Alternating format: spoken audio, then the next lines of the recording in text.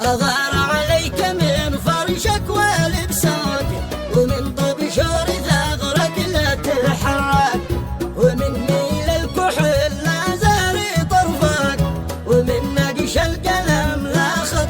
أغار عليك من فرشك ولبسك، ومن طبشور ثغرك لا تحرك، ومن ميل الكحل لا زاري طرفك، ومن نقش القلم لا خط خدك، ومن قلم الورق داخل بنانك، ومن سن القلم لا خط اسمك.